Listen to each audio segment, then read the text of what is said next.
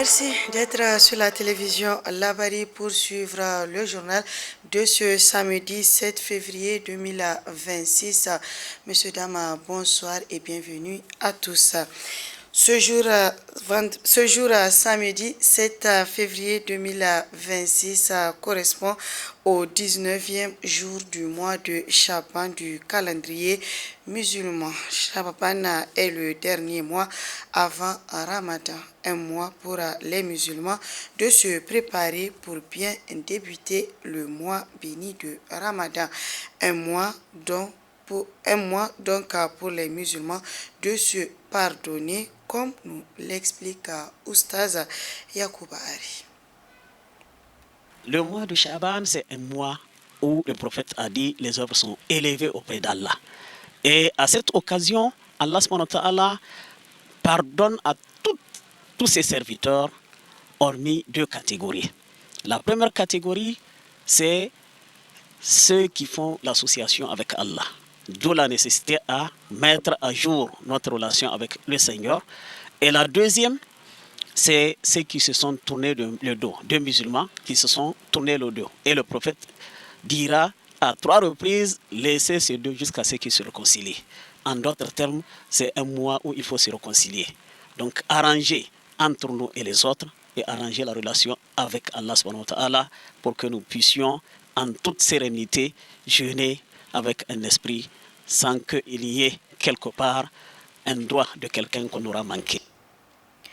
Suivons à présent un reportage sur la transformation agroalimentaire. Nos reporters Nafisa Zakou et Sadou Demi sont allés à la rencontre de Haja Fatigarba. Elle est la présidente de l'entreprise Dépôt avec à son actif toute une gamme de produits agroalimentaires. À cette ère de la refondation du Niger, elles sont nombreuses les femmes qui se lancent dans l'entrepreneuriat. C'est l'exemple de Haja Fatigarba qui s'est lancée dans la transformation agroalimentaire depuis 2002 à travers son entreprise Dépôt. Nous, on dispose du fromage qu'on appelle généralement choco, donc à base de lait de vache. Son importance, c'est que quand on consomme ça, c'est riche en beaucoup de choses. Au lieu de boire le lait directement comme ça, donc il y a beaucoup de façons de le consommer, soit en choukou, soit en lait poudre, soit en beaucoup de choses en tout cas. Donc c'est très riche en vitamines. Bon, en dehors, on fait la boule, c'est mélanger aussi le choukou avec des dattes, donc c'est du labdour mais enrichi à base de choco et de dattes. Ces produits de l'entreprise Dépôt transformés localement sont appréciés à leur juste valeur par les femmes, d'où cet appel de Haja Fati à se lancer dans l'entrepreneuriat. Elles sont beaucoup appréciées et elles achètent tous les jours et chaque fois elles en demandent plus. L'appel que j'ai, c'est que nous les femmes, on dit qu'on est 52% de la population. Donc on doit le montrer par beaucoup de choses. Donc par la transformation, par notre présence dans beaucoup de choses. Et il est temps aussi qu'on se réveille pour apporter la contribution à la refondation. La transformation agroalimentaire est une activité exercée de nos jours par bon nombre de femmes compte tenu de son importance dans l'entrepreneuriat féminin et de la place qu'elle occupe dans la transformation locale. Dans les années antérieures, plusieurs objets traditionnels confectionnés au Niger étaient utilisés quotidiennement par les populations dans toutes les activités et autres cérémonies. De nos jours, ces articles tendent à disparaître face à une grande concurrence des objets industriels, mais les anciens font tout pour revaloriser ces articles. Le reportage est signé Nafisa Zakou et Sadoudou.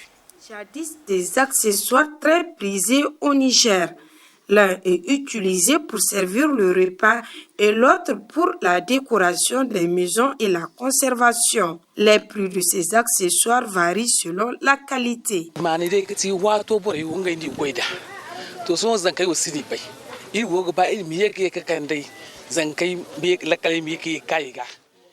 Ces outils traditionnels sont utilisés dans le temps pour les travaux ménagers.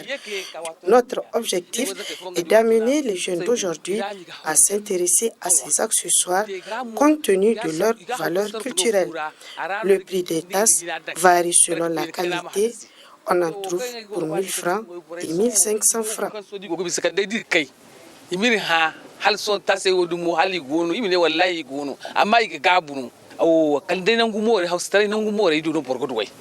Alors, chère génération, il revient à vous de vous en procurer de ces accessoires traditionnels compte tenu de leur utilité et de leur valeur culturelle. Parlons à présent de la tontine, cette nouvelle façon de faire la tontine en ligne via les réseaux sociaux. Via le réseau social WhatsApp. Retrouvons Nafissa Yahya et Ibrahim Abdou pour le reportage. Communément appelée Adaché, la tontine est une association de personnes cotisant à une caisse commune et le montant collecté est remis à un membre du groupe, puis à un autre jusqu'à faire le tour de tous. Il existe plusieurs formes de tontine à l'image de celle en ligne qui se fait via le réseau social WhatsApp. Comment est organisée cette tontine en ligne à Niamey? Tontine en ligne, j'ai découvert ça grâce à une amie, une cliente, quoi. Elle est venue m'expliquer, elle dit que si ça marche, je vais rentrer, quoi. C'est en ce moment qu'on a commencé. Parce que même les personnes qui sont dedans ne se connaissent pas, quoi. Et ça, c'est la confiance, quoi. Depuis qu'on a commencé, vraiment, là, ça marche bien, quoi. Au début, le commencement, on avait 10 membres, quoi. On verse 20 000, quoi, par mois. Depuis le jour qu'on a commencé, chaque mois, avant le 5 même, les membres vont verser, quoi. Parce qu'on a fait une groupe de WhatsApp, quoi. Le versement, on fait ça sur une réseau NITA, quoi. Chaque mois, les personnes vont envoyer leur argent avec les frais d'envoi. La personne qui gère ça, il va prendre ça en même temps pour envoyer la personne qui va prendre, quoi. Il n'y a aucun problème, vraiment. L'organisation vraiment était parfaite, quoi. C'est bien organisé, quoi. Parce que ce que je dis au début, quoi. Voilà, les personnes qui font ça, moi, c'est une seule personne que je connais, la personne qui m'a mis dedans, quoi. Mais les autres, je sais que si on se croise, je ne sais pas que lui, il était dedans, quoi. Et il n'y a aucun problème, quoi, vraiment. Plusieurs avantages sont liés à cette forme de tontine, a souligné Fallou Diouf, un des membres. Il y a beaucoup d'avantages parce que tu vas gagner du temps. Deux, aussi, il n'y a pas de tricherie, quoi. Parce que dès le début, toi, tu sais qu'on a commencé à cette date. Tu sais les personnes qui vont rentrer, tu sais les versements, tout, quoi. Il n'y a aucune escroquerie, quoi. Et il y a le numéro dedans aussi, quoi. Même si la personne fuit, on peut lui prendre, quoi. Parce qu'il y a son identité là-bas, quoi. Pour avoir l'argent là, c'est pas facile, quoi. Maintenant, grâce avec les tontines, les trucs là, si tu as pris quelque chose là, ça peut faire quelque chose, quoi. Ça va améliorer ton travail, ou bien ça va faire quelque chose. Mais le fait de dire je vais garder l'argent sur ça là, c'est pas facile là. Donc moi, c'est quelque chose que je demande aux autres. S'ils pouvaient faire ça, et de respecter les normes aussi, vraiment, c'est un avantage pour eux, quoi. Même si c'est fini, les personnes qui étaient dedans là, si on pourrait faire une rencontre pour se connaître même, ça va mieux, quoi. Ça va mieux, quoi. Si on pourrait continuer aussi, on peut continuer. On peut continuer, mais moi, je les trouve très bons, quoi. Il faut noter qu'à Niamey, le recours à la tontine en ligne est dû à la forte utilisation du réseau social WhatsApp par la population, notamment jeune. Santé, dans cette édition, allons à la découverte d'une maladie qui affecte le plus souvent les enfants, mais qui n'épargne aussi les adultes. C'est le NOMA, une maladie qui est prise en charge si elle est déclarée à temps. Nafissatou Yahya et Ibrahim Abdou pour le reportage. Maladie sournoise et mortelle, le NOMA est une forme de gangrène qui affecte la bouche et d'autres parties du visage. Elle touche principalement les enfants dont l'âge varie entre 3 et 4 ans et atteint le plus souvent de malnutrition. C'est une maladie qu'on rencontre que dans les pays en voie de développement et qui a plusieurs facteurs favorisants, parmi lesquels, n'est-ce pas, le manque d'hygiène, la malnutrition, parce que quand on essaie de voir, dans tous les pays où il y a la malnutrition, il y a le NOMA. Le NOMA évolue en 5 phases. La première phase, c'est la phase de gingivite ulcéro-nécrotique aiguë. vous avez un enfant, n'est-ce pas, qui a une salivation abondante, avec la gencive qui saigne, des petites plaies sur la gencive, et au passage, l'hygiène bucco-dentaire est défectueuse, n'est-ce pas, et une haleine fétide. C'est-à-dire que quand vous avez l'enfant en face de vous, 1 mètre, 1,50 m, vous avez l'impression que dès que l'enfant ouvre la bouche, vous sentez la mauvaise odeur. Et ce sont des signes d'appel à réalité qui doivent interpeller les mamans pour les amener directement dans les centres de santé. Et si rien n'est fait avec ces premiers signes-là, ces signes-là vont durer 24 tout au plus 48 heures, en regard de là où la gencive a les plaies, il y a l'inflammation qui va s'installer. En plus des premiers signes qu'il y a comme mauvaise haleine, une haleine très fétide, n'est-ce pas, les petites plaies sur la gencive, la salive qui coule abondamment, la mauvaise hygiène. Maintenant, il y a une inflammation et une fièvre qui vont s'installer. Si rien n'est fait, ça c'est la deuxième phase, si rien n'est fait, cette phase-là va durer à peu près 24 à 48 heures aussi. Si rien n'est fait, alors toute la partie enflammée, n'est-ce pas, va devenir dure et un liséré va sortir pour montrer la future perte de substance. À ce stade, malheureusement, l'essentiel des patients trépasse à ce stade, au niveau de la phase 3 qu'on appelle phase pré-gangreneuse, avec un tableau de septicémie. Voilà. Et si rien n'est fait, à la 4e phase, n'est-ce pas, cette partie qui est limitée là va se détacher pour créer une sorte de communication entre la bouche et l'extérieur. Donc cette phase de cicatrisation après, c'est la phase séculaire, la personne va vivre maintenant avec un visage complètement mutilé. Comment se fait la prévention du NOMA chez les enfants? La prévention du NOMA passe d'abord par l'hygiène bucco-dentaire et ensuite par la lutte contre les facteurs favorisants, traiter toutes les maladies liées à l'enfance, n'est-ce pas? Respecter le calendrier vaccinal de l'enfant, et l'enfant doit bénéficier d'une alimentation riche et équilibrée, le planning, l'espacement des naissances pour pouvoir permettre aux enfants de bien grandir, la lutte contre des tabous alimentaires, des tabous qui disent que voilà, un enfant, par exemple, un enfant ne doit pas manger un œuf, ou bien un enfant ne doit pas manger du poisson, ou un enfant en fait, il faut qu'on dépasse ces tabous-là. Les gens pensent que c'est dû à des phénomènes qu'on appelle d'AGI. Donc, ils fréquentent plus les praticiens en premier lieu que les centres de santé. Or, je vous ai dit que le NOMA, c'est un interrecord. Si on n'agit pas, il tue. Donc, avant même de se rendre compte que c'est le NOMA, déjà, le patient est parti. Le NOMA attaque pratiquement tout le monde. On le rencontre plus chez les enfants que chez l'adulte. Chez l'adulte, généralement, quand on rencontre l'essentiel des adultes qui ont le NOMA, quand on regarde ça, quand on vérifie sa sérologie est positive. Voilà. Sinon, ça attaque surtout les enfants. L'essentiel des patients, c'est des enfants. Comment se fait la prise en charge du traitement du NOMA au Niger? Le traitement du NOMA est entièrement gratuit.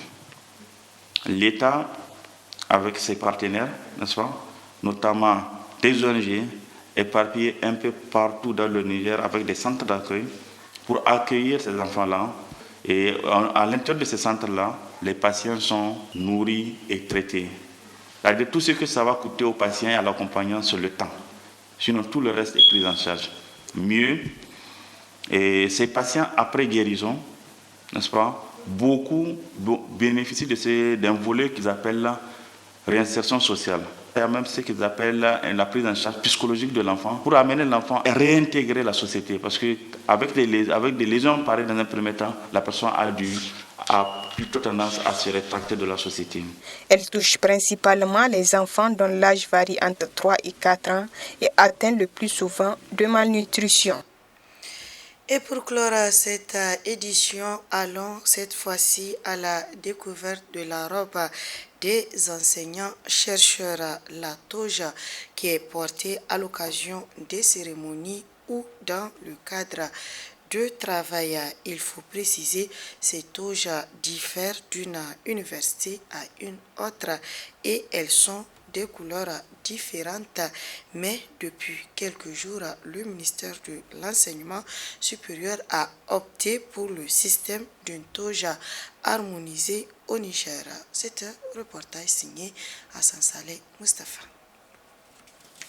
La toge, c'est cette robe de travail ou de cérémonie dans certaines professions dans divers domaines, à l'exemple de celui de l'enseignement supérieur où les enseignants-chercheurs disposent de toges. Au Niger, les toges des enseignants-chercheurs et chercheurs diffèrent d'une université à une autre. Toutes les universités publiques du Niger, chacune a sa propre toge de couleurs différentes avec des signes distinctifs de l'université. Ainsi, l'université de Difa dispose de la toge de couleur bleue, couleur verte olive pour l'université d'Agadez, couleur marron pour l'université André Salif de Zender, vert clair combiné au rouge avec bonnet rouge pour l'université d'Andoukoudon Koulodo de Maradi, la couleur bleu clair mixée au morceau de pain terra pour l'université Boubacarba de Tilaberi, la couleur rouge avec écharpe bleue pour l'université Jibo Hamani de Tawa et la couleur rouge avec écharpe blanc pour les enseignants-chercheurs et chercheurs de l'université Abdou Moumouni de Niamey. Ainsi, au regard de cette multitude de toges au Niger, le ministère de l'Enseignement supérieur, de la Recherche et de l'Innovation technologique a jugé utile d'instituer un système de la toge unique pour toutes les universités publiques avec certainement quelques signes identifiant les universités. Je réitère encore ma doléance par rapport à la toge harmonisée Niger, comme d'autres pays l'ont déjà consacré et obtenu. Donc c'est un défi même pour la CUPEN. Donc je pense que le processus a démarré, il faut poursuivre. Ce qu'on peut faire à notre niveau, on va le faire pour vous encourager. Le processus d'une toge unique au Niger est enclenché récemment. Le 20 janvier 2026, lors de la conférence des recteurs des universités publiques du Niger, CUPEN, tenue à Tawa, le sujet était à l'ordre du jour. Les recteurs ont échangé sur les termes de référence TDR du concours d'un modèle de toge pour les universités publiques du Niger qui sera lancé si toutefois le principe est acquis. Voilà, et c'est la fin de cette édition, Monsieur Dama. Merci à vous de l'avoir suivi et restez en compagnie des programmes de la télévision Labari.